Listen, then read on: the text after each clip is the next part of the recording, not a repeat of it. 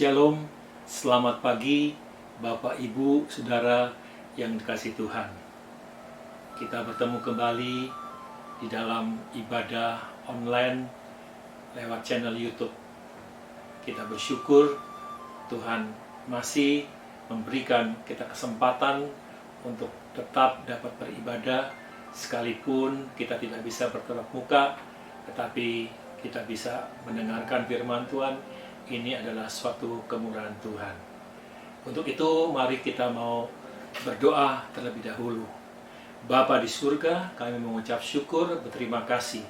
Kami telah menaikkan puji-pujian kami, dan biarlah pujian-pujian yang kami naikkan sebagai ungkapan syukur kami menjadi dupa yang berbau harum di hadirat Tuhan.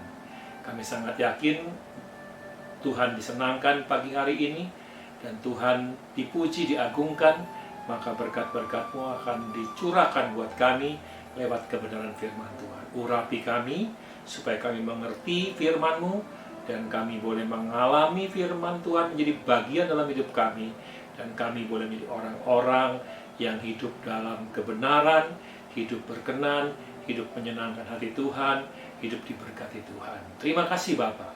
Waktu sepenuhnya kami serahkan dalam tangan Tuhan. Di dalam nama Yesus kami buka hati kami untuk firman. Haleluya. Amin. Puji nama Tuhan. Kalau minggu lalu saya berbicara tentang diingat Tuhan, Cornelius. Tapi pagi hari ini saya ingin berbicara tentang yaitu bahwa dicari oleh Tuhan. Yaitu kita akan belajar dari kehidupan Maria. Ini sangat menarik sekali.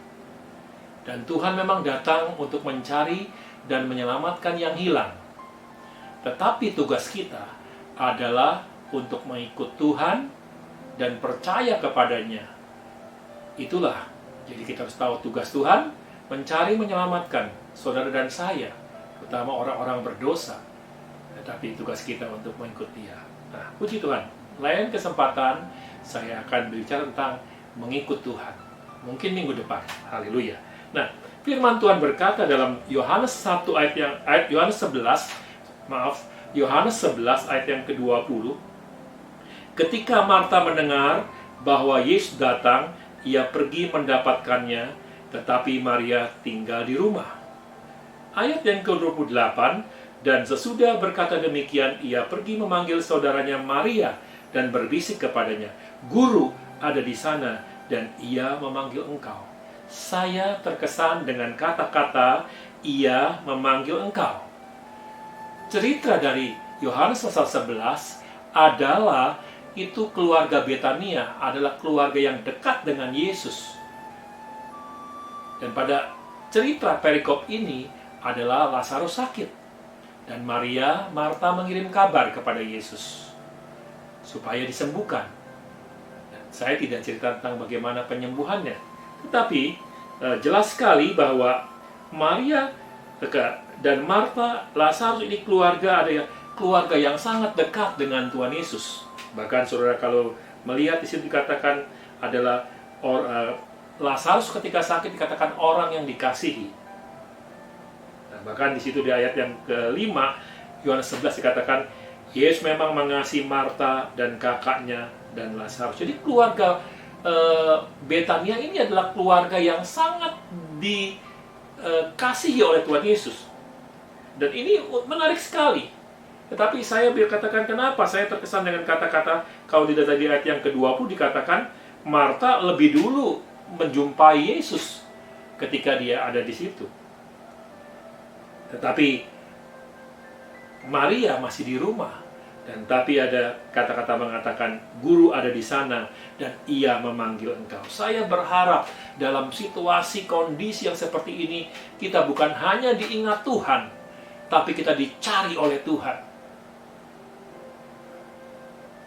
Bukan hanya diingat, tapi kita dicari oleh Tuhan. Nah, saya mau katakan apa rahasianya atau apa Maria sampai dicari oleh Tuhan? Apa karena kedekatannya? Apa karena hal yang lain? Saya menemukan ada 3 hal. Yang pertama adalah Maria sampai dijumpai oleh Tuhan Wah, luar biasa. Saudara, kalau kita menjadi orang-orang yang dicari Tuhan, pasti ketika kita sakit, ketika kita kecewa, ketika kita sedih, ketika kita bermasalah, dia ada, dicari Tuhan. Dan Tuhan ada bersama dengan kita. Dan saya yakin ada jalan keluar, ada pertolongan, ada berkat-berkat Tuhan, ada perlindungan Tuhan. Haleluya. Yang pertama kita lihat, saya mau katakan Maria percaya kepada Yesus. Orang yang diingat Tuhan, orang yang dicari Tuhan maksudnya, adalah orang yang percaya kepada Yesus. Perhatikan di dalam ayat yang ke-29 pasal 11 dikatakan, mendengar itu Maria segera bangkit lalu pergi mendapatkan Yesus. Jadi begitu Maria tahu ada Yesus, dia tidak berlambat-lambatan. Langsung Maria mendapatkan Yesus. Bahkan kita lihat di dalam ayat yang ke-32 sampai ke-35. Inilah sikap Maria, yaitu sebagai orang yang percaya penuh kepada Yesus. Dikatakan, setibanya Maria di tempat Yesus berada dan melihat dia. Jadi dia langsung bangkit mendapatkan Yesus, dan setibanya sampai melihat dia, dikatakan tersungkurlah ia di depan kakinya dan berkata kepadanya, Tuhan, sekiranya engkau ada di sini, saudaraku pasti tidak akan mati. Ini menunjukkan kepercayaannya bahwa kalau ada Tuhan, beres, Lazarus tidak akan mati. Ketika Yesus melihat Marta menangis dan juga orang-orang Yahudi yang datang bersama-sama dia, maka masgulah hatinya. Ya, berempati, bersimpati, terenyuh. Ia sangat terharu, dikatakan, dan berkata, di manakah dia kamu baringkan? Jawab mereka, Tuhan, marilah dan lihatlah. Maka menangislah Yesus. Hebat Maria ini. Maria bisa membuat Yesus menangis.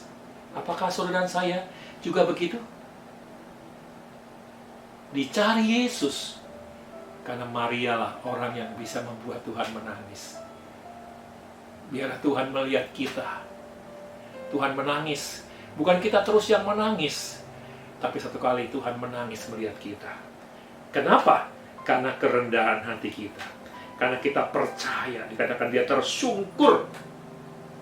Dari peristiwa ini, kita dapat menyimpulkan bahwa Maria adalah orang yang gemar datang kepada Yesus dan percaya kepada Yesus bahwa Tuhan berkuasa atas kehidupan. Tadi dikatakan, seandainya engkau ada di sini, saudaraku pasti tidak akan mati. Artinya apa?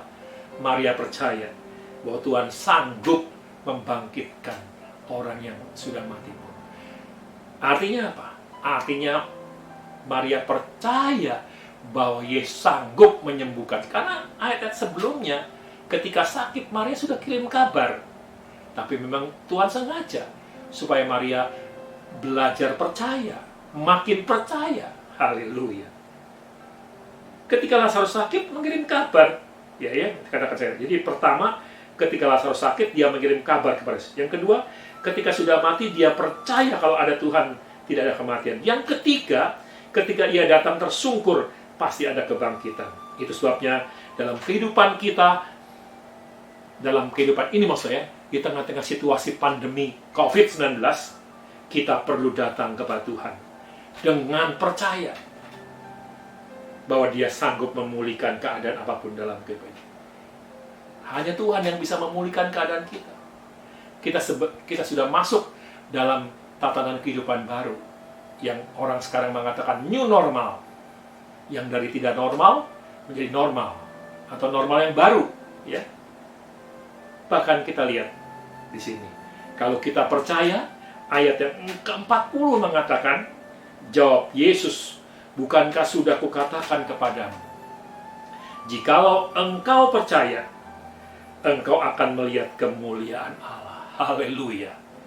Ketika saya membaca ini, memang kalau kita percaya sama Tuhan. Jadi yang pertama kuncinya supaya Tuhan mencari kita, kita tuh percaya. Dan kalau kita percaya, kita akan melihat kemuliaan Tuhan dinyatakan dalam kehidupan kita. Itu sebabnya kita tidak usah mengeluh, tidak usah khawatir berkepanjangan. Tidak usah takut berlebihan. Hadapilah hari-hari kita bersama dengan Tuhan. Seperti pemazmur mengatakan pasal 37 ayat yang kelima, serahkanlah hidupmu. Kalau hidup kita diserahkan kepada Tuhan, ya, dikatakan serahkan hidupmu kepada Tuhan dan percayalah kepadanya. Bukan hanya menyerah, tapi percaya. Berserah plus percaya, dan Dia akan bertindak. Dan kalau Tuhan bertindak, Tuhan pasti membuat sesuatu. Tentunya yang menguntungkan kita. Tentunya yang membuat kita hati bersuka cita. Haleluya. Jadi yang pertama adalah apa? Adalah percaya. Yang kedua, kenapa Maria dicari Tuhan? Saya mau katakan yang kedua, Maria suka mendengarkan Yesus. Jadi bukan dia hanya percaya kepada Yesus, tapi yang kedua adalah suka mendengarkan Yesus. Dan ini dicatat dalam Lukas pasal 10 ayat 38 sampai 42. Saya akan bacakan untuk saudara. Ketika Yesus dan murid-muridnya dalam perjalanan, tibalah ia di sebuah kampung. Seorang perempuan yang bernama Marta menerima dia di rumahnya. Jadi Maria dan Marta ini suka sekali bersekutu dengan Tuhan. Ayat 39, perempuan itu mempunyai seorang saudara yang bernama Maria.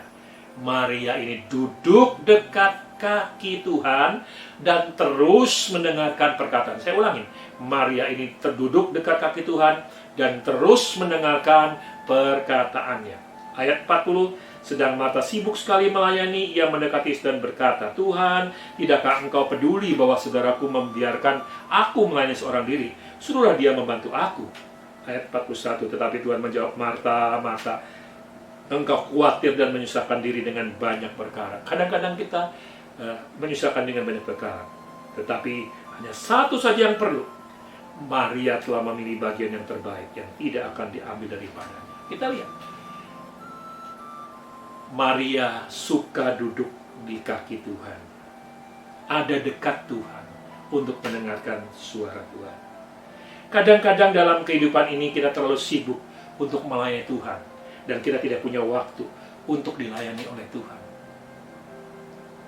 Dan itu duduk di kaki Yesus. Saya mau katakan kita perlu punya waktu.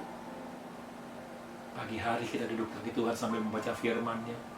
Mungkin tengah hari, malam hari, sebelum mengantuk, kita juga bersekutu dengan Tuhan. Duduk. Kita harus merendahkan diri setiap hari, mendengarkan firman-Nya, agar kehidupan menjadi kuat dan makin mengerti kehendak dan rencana Tuhan. Hanyalah orang-orang yang suka mendengarkan suara Tuhan. Dia akan mengerti kehendak Tuhan. Dia akan mengerti rencana Tuhan. Dia akan mengerti apa yang Tuhan mau dalam hidupnya.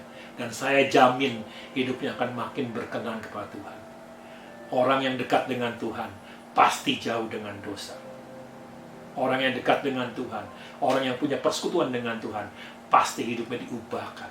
Oleh karena itu, kita perlu merendahkan diri, ya, seperti Maria, suka duduk di kaki Tuhan, mendengar firman Tuhan.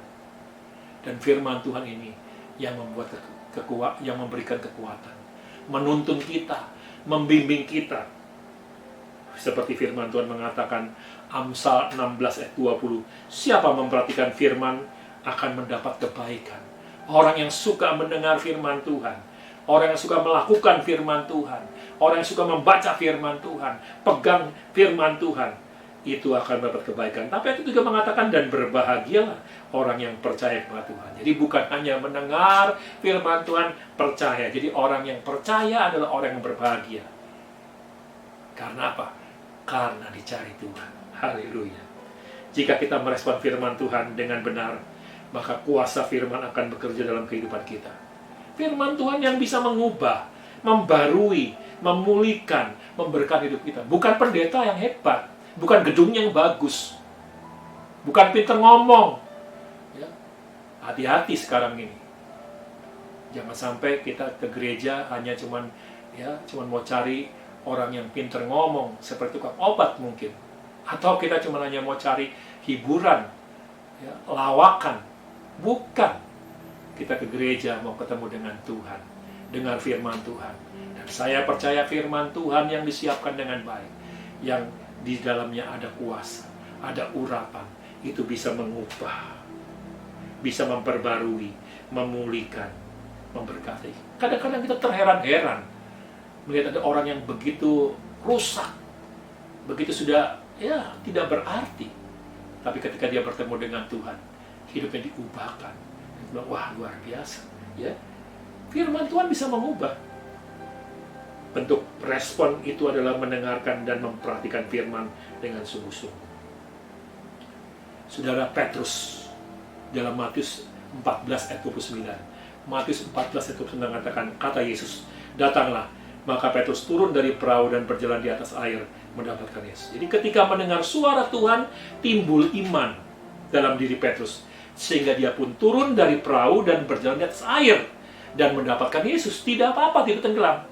Karena iman, Petrus dapat melakukan hal yang secara manusia mustahil. Dia bisa berjalan di atas air. Iman Petrus timbul setelah dia mendengar firman Tuhan. Di mana iman itu sesuai dengan perbuatan atau tindakan. Oleh karena itu, firman Tuhan berkata dalam Yakobus pasal 2 ayat 22. Yakobus 2 itu. Kamu lihat bahwa iman bekerja sama dengan perbuatan-perbuatan. Dan oleh perbuatan-perbuatan itu, imannya sempurna. Jadi iman tanpa perbuatan adalah mati. Kalau kita bilang kita percaya Yesus, kita harus percaya. Kita harus bertindak, lakukan. Mendengar firman Tuhan lalu timbul iman. Dan kemudian taat melakukan firman yang telah didengar adalah langkah untuk mengalami mujizat Tuhan. Seperti janda Sarfat. Ketika taat melakukan apa yang diperintahkan Tuhan lewat abdinya, yaitu Elia, janda Sarfat juga mengalami mujizat dan perkara-perkara yang mustahil. Tepung dalam tempayan itu tidak habis, dan minyak dalam buri-buri itu tidak berkurang. Seperti firman Tuhan yang diucapkan dengan ratu Nabi Elia. Kita pun pagi hari ini akan mengalami perkara-perkara yang besar ketika kita taat melakukan firman Tuhan yang kita dengar saat ini. Saya berharap, mari kita mau sama-sama. Kita bukan hanya percaya, tapi kita mau seperti Maria, duduk dekat kaki Tuhan, dengarkan firman Tuhan. Dan saya yakin, selama kita masih ada dalam dunia ini, kita akan mendapat pertolongan Tuhan. Kita tidak bisa berjalan dengan kekuatan sendiri. Tapi biar kita mau taat melakukan firman Tuhan yang telah kita dengar, mujizat dan perkara-perkara ajaib itu akan semakin jauh dari kehidupan kita. Kalau kita tidak taat sama firman Tuhan, itu sebabnya kita mau taat sama firman Tuhan. Haleluya. Yang ketiga, yang terakhir. Kalau kita baca pasal 11 tadi, ayat yang kedua, itu bunyi demikian. Maria ialah perempuan yang pernah meminyaki kaki Tuhan dengan minyak mur dan menyekanya dengan rambutnya. Artinya apa yang ketiga ini? Maria mengasihi Yesus. Jadi saya mau katakan, orang yang dicari Tuhan adalah orang yang percaya, orang yang suka mendengar, orang yang taat, suka mendengar firman Tuhan, dan yang ketiga mengasihi Tuhan. Ini sejalan dengan Yohanes pasal 12 ayat yang ketiga. Maka Maria mengambil setengah kati minyak narwastu murni yang mahal harganya. Saya tidak sempat hitung, tapi saya cuma hanya mengerti bahasa Indonesia. Mahal harganya. Artinya mahal harganya. Lalu meminyaki kaki Yesus dengan menyekanya dengan rambutnya dan bawa minyak semerbak seluruh rumah itu. Mahal harganya, artinya nilainya tinggi sekali. Saudara-saudara, apa ini artinya? Berkorban untuk Tuhan bukan suatu pemborosan. Tidak ada orang yang suka berkorban, orang yang suka memberikan persembahan kepada Tuhan, maksudnya memperhatikan rumah Tuhan, tambah miskin tidak ada. Tetapi justru semakin diberkati Tuhan. Kenapa? Prinsipnya, kalau kita menabur, kita akan menuai. Mengasihi itu ditandai dengan berkorban. Kita bisa mengasihi tanpa berkorban? Ya, mungkin kita bisa mengatakan, ya, kita mungkin bisa melayani tanpa mengasihi. Kita bisa melayani tanpa mengasihi, tapi kita tidak bisa, ya. Kita bisa melayani tanpa mengasihi. Bisa, seperti pelayan toko, pramuniaga, dia melayani tanpa. Tapi kalau kita mengasihi, kita pasti melayani. Haleluya. Seperti suami istri dalam rumah tangga, dalam satu keluarga, saling melayani. Anak-anak pun begitu. Ya, tidak ada yang merasa terbeban. Ya, kami dalam rumah tangga tidak ada yang merasa terbeban. Waktunya harus mungkin cuci piring, bersih-bersih rumah, setrika, Ya, memang ada bagian-bagian yang memang kita harus bisa kerjakan. Ya, kadang-kadang harus ke pasar, bukan belanja beli sayuran, mungkin beli buah, haleluya. Mengasihi itu ditanya dengan berkorban. Bagaimana kita mau dicari Tuhan? Bukan hanya kita percaya dan suka mendengar, tapi juga berkorban. Ketika kita menyadari akan kasih dan anugerah Tuhan dalam hidup ini, maka seorang akan terdorong untuk melayani Tuhan dengan sepenuh hati, dengan roh yang menyala-nyala. Bahkan rela berkorban materi mendukung pelayanan pekerjaan Tuhan. Rindu menjadi saluran berkat bagi orang lain. Kalau mau melayani Tuhan, memang harus berkorban. Kasih itu berkorban. Kita berkorban bukan supaya dipuji, terkenal, tapi karena sungguh-sungguh mengasihi Tuhan. Haleluya. Orang yang mengalami kebaikan Tuhan dan memiliki pengalaman pribadi dengan Tuhan pasti memiliki kasih yang bergelora kepada Tuhan. Didasari dengan kasihnya yang menggelora, orang akan rela melakukan yang terbaik untuk Tuhan, memberi dan berkorban. Tidak menahan berkat untuk dirinya sendiri, tapi terbeban untuk orang lain. Saya terkesan dengan kawan saya di Bandung. Setiap kali kalau saya ketemu dengan beliau seringkali mengajak saya untuk, kadang-kadang tanya, perlu apa Pak? Ya, satu ketika saya pernah beli jaket kulit, saya pernah beli sepatu, pasti dia nggak pernah kasih barang bekas. Dia pasti kasih barang yang terbaik. Ya, belikan yang paling bagus, katanya, untuk hamba Tuhan. Berkorban itu berikan yang terbaik. Ya, saya percaya kalau kita cinta Tuhan, kita akan berkorban. Seperti Maria juga mengorbankan dengan minyak yang mahal. Firman Tuhan berkata, muliakan Tuhan dengan hartamu. Amsal 3 ayat 9. Dan biarlah pagi hari ini, di tengah-tengah kita dalam situasi kondisi COVID-19 ini, pandemi ini yang berkepanjangan, kita tetap bukan hanya seperti minggu lalu saya katakan, seperti Cornelius, dia diingat Tuhan, tapi juga dicari Tuhan. Karena apa? Karena kita percaya Yesus. Karena kita suka mendengarkan firman Tuhan. Karena kita mengasihi Yesus. Kita ada dengan korban. Haleluya. Kiranya Tuhan memberkati. Shalom.